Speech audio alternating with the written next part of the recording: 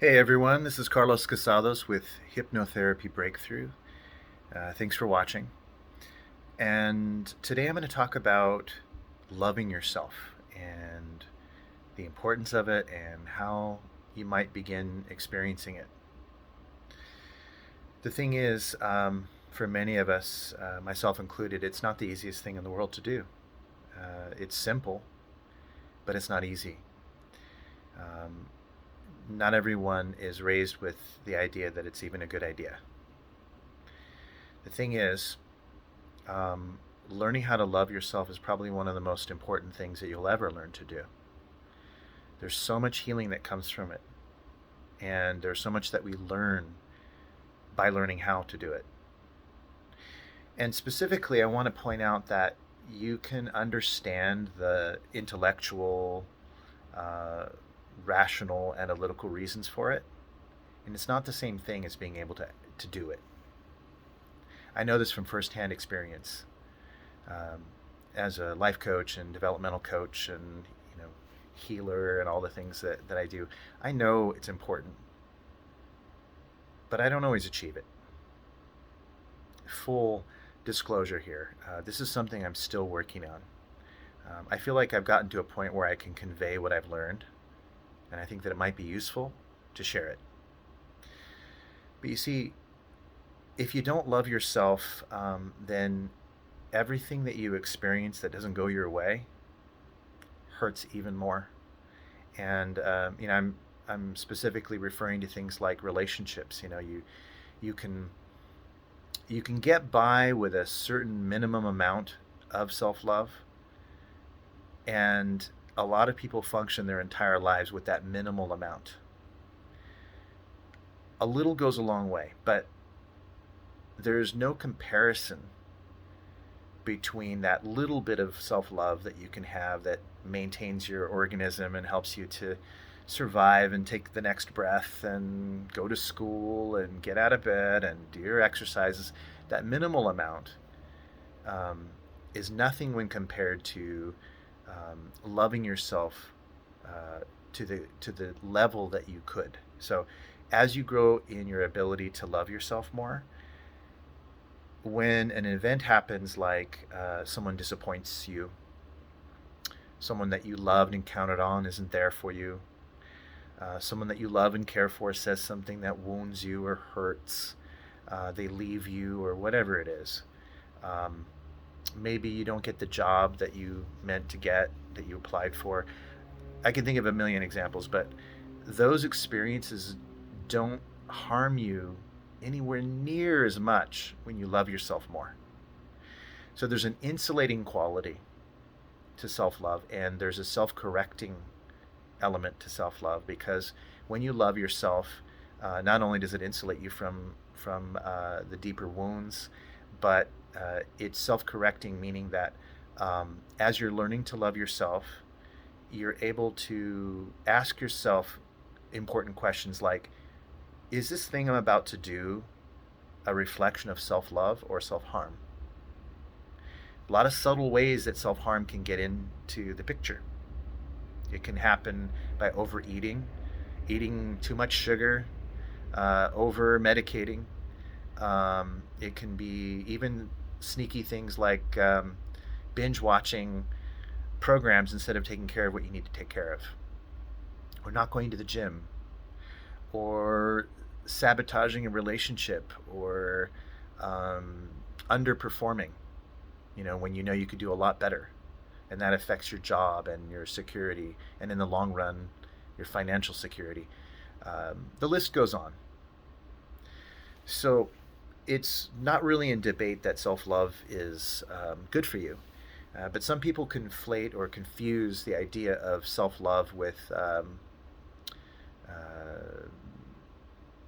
self aggrandizing, boasting, um, narcissistic kinds of things. Uh, Let me be clear, self love is not about narcissism. Self love is not about being prideful. Self love is not about being, it's not necessarily being selfish, although um, that's another hidden area that we need to look at. Sometimes what we call selfish is actually self-concerned.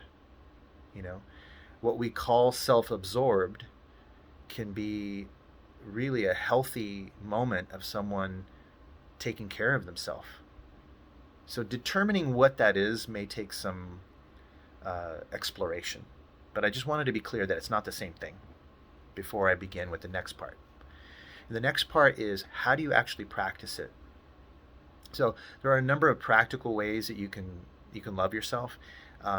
It can be as simple as taking a couple of extra minutes in the shower and um, enjoying it. Imagine that, like not just showering for the purpose, but actually enjoying the time you're spending. Um, it can be spending a little bit of extra time chewing your food and enjoying the flavors. Maybe thinking about and feeling good about the health aspects of what you're eating, the nutritional elements that you're nourishing yourself with.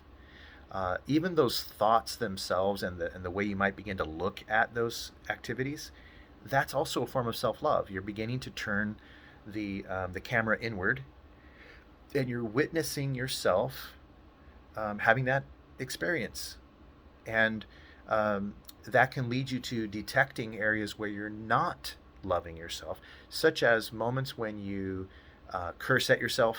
When you say, "Oh, God damn it, I'm such an idiot," and you just tear into yourself for making a simple mistake, for forgetting something or making a slip up. Now, no one's saying that you shouldn't improve and that you shouldn't notice when you make a mistake, or that you shouldn't form an action plan of how to do better next time. But beating on yourself doesn't make you better, contrary to what some people think. Cracking the whip on yourself creates pain, and there's a little fear, and there's some motivation that comes from pain, but it isn't typically the healthiest way to do it. Yes, you can accomplish something with it, but it doesn't have good returns. In fact, it has diminishing returns the more you do it. So I think it's important to just say those things. Um, but there's also a way of exploring this as kind of maybe a visualization, as an imaginative journey. That this is something that you can do if you're doing all those other things that I mentioned. Maybe there's some reading you can do on it. Um, finding that way of being compassionate with yourself. But along with that, I'm going to give you a little bit of a visualization. Okay. So if you want to follow along, go right ahead. Otherwise, if you just want to take notes and listen to how I'm describing it, that's fine too. The key here is that we want to create a tangible experience of what it might be like to love yourself a little more than usual. So we're presupposing that you might have some experience of loving yourself, even if it's just the tiniest bit. You know, the fact that you're watching this video might be an indicator that you do love yourself a little bit. That you recognize that you're having trouble loving yourself can be a loving realization, to know that you need more, right? There's something inside of you that's calling you to want to do this. All right.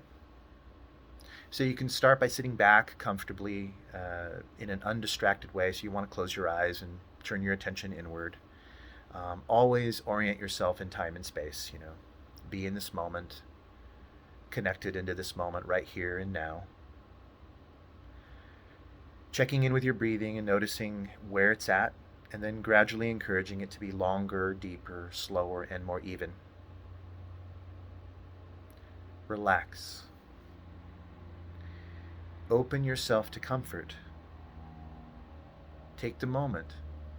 Feel the chair that you're sitting on, or the bed that you're laying on, or the floor that you're on. Feel the surface. Feel your body weight. Orient yourself into the body.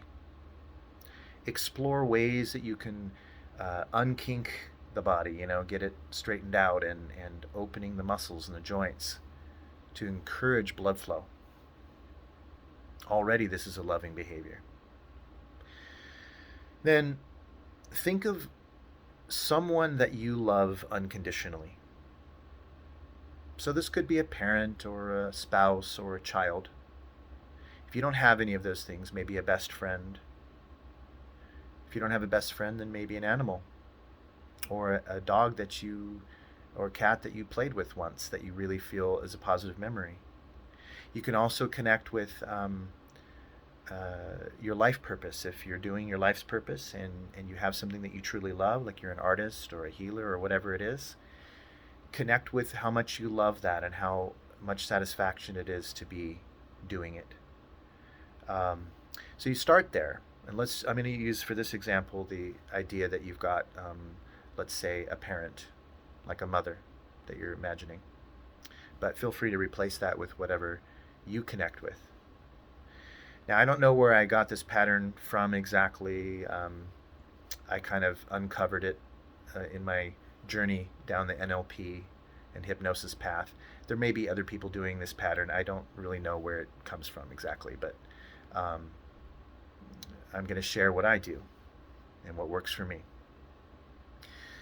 So, as you're thinking about this person that you love, imagine that they're actually here with you. Either their spirit or they are physically here with you.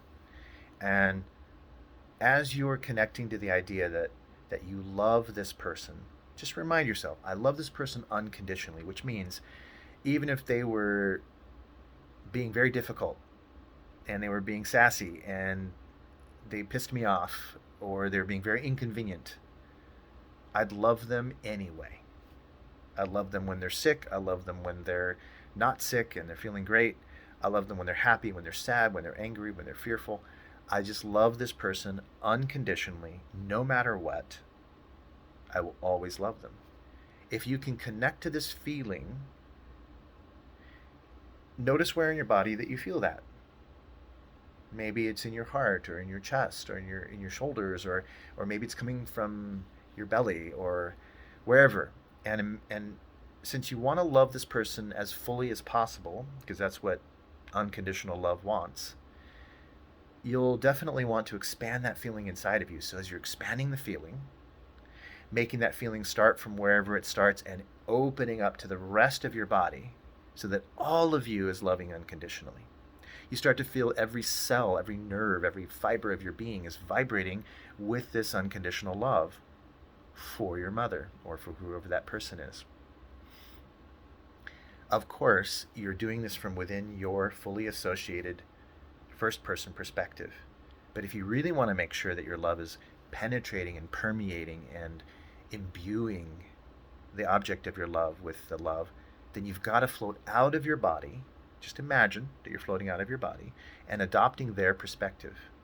Check and make sure that all the love that you're giving them is permeating every area, that they're being loved through and throughout.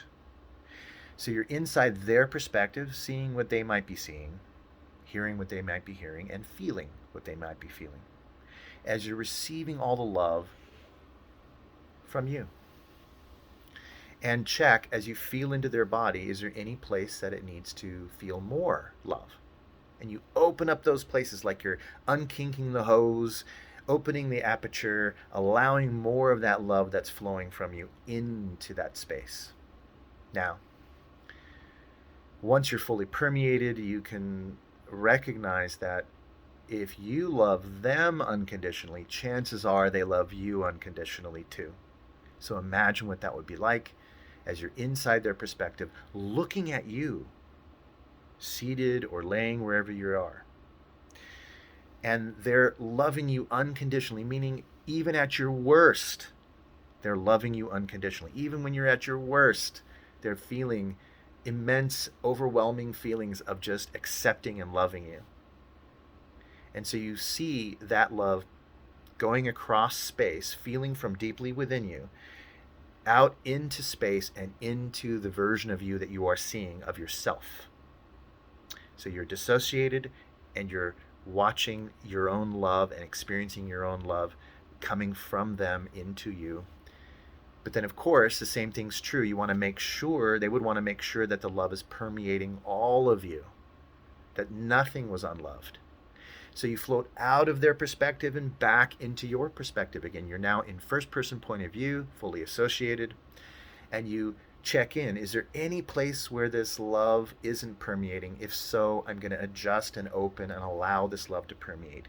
And in this moment, you start to recognize that you are both the source, the generator of, and also the recipient of the love. In fact, it's a polarity that you've created to yourself and in and of yourself, and it's imbuing you fully and completely with unconditional love. And as you're vibrating with this energy, this quality, these feelings of being totally loved, you might also ask yourself, do you have a sense that there is a creator or some kind of source of divine intelligence and organizational principle in the universe? Some might call it God, and you don't have to believe this. You could be atheist and just think of this as an interconnected principle of physics, if you will. I'm not a physicist, but we can use our imagination to see if we can just take this to a higher octave. That's the whole point of this. It's not about religion, and it's not about me trying to impose any beliefs. Just getting you to explore the possibility of what happens if you imagine that there is something, maybe a flow of events in time through creation that is supremely miraculous and amazing, and that you can align yourself with that. Well, if you can feel awe at the sheer size of the universe and the beauty of it, that's good enough.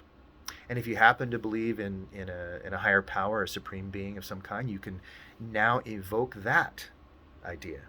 So let's just say you're evoking this connection and the sense of awe and appreciation, gratitude for this source of creation. And as you're doing that, that's a form of love. It's a higher form of love. So you can feel that love, and you want it to go everywhere in the universe. So you want your entire awareness, not just the contraction of the I that says it, but all of you, all of your awareness in and through your body and all around you. And you imagine that love going into the center of the universe and everywhere else. And then you want to make sure it's really getting there. So you got to shift your perspective and go out into that perspective. So you're going from first person into a dissociation into that center. So you're feeling love all around you being received by you, strangely enough. And of course, it's even more capable of loving than you are, because it's a supreme being. It's this incredible, interconnected, interwoven, grand intelligence. So allow that love that would love you unconditionally, even with all of your faults, all of them, sick or not sick, poor or rich, wouldn't matter. You're loved thoroughly, and it's loving you, and you see that love going from the universe into you, and then you shift into your first person point of view again, because the universe needs to make sure and verify that you are feeling loved. So you go inside your perspective and you take it into your subatomic particles. You take it into your cells. You take it into your muscles, your bones, your feelings, your three brains. You take it into the mind. You believe that you can feel this interchange of constant love, and there's nothing but love. It's all dissolving into love. Everything is originating and ending up in love. You are in love. You're in love with love. And in this moment, you also recognize again that you are both the source, in other words, the generator, as well as the recipient of the love. And you can take this feeling inside and reside in this feeling. And residing in this feeling, you could maybe look at your life. Where in your life could you add just a little bit more love? And that's it. Simple process, not complicated, something you can do every day. And once you get good at it, I would highly recommend doing it in front of a mirror. The mirror is a wonderful metaphor. It allows you to see yourself, seeing yourself. So you can be fully integrated into the first person point of view. You can imagine that you're separating into a dissociated form where you can view yourself, and so on. You can even adopt a third person point of view, looking at both images and noticing it. So I hope you found this a little helpful. This video is a little bit long. It's 20 minutes long. I'm going to end it right here. If you have any questions or comments, feel free to add them. I'm happy to add more to this concept later if you want. Thanks for listening. If you like this video and you want more of it, click subscribe at the base here, right down there. You got it. And anyway, feel free to share the video as well. I hope you're having a wonderful experience, whatever you're doing, and let me know what your results are like. Thanks again. This is Carlos Casados with Hypnotherapy Breakthrough.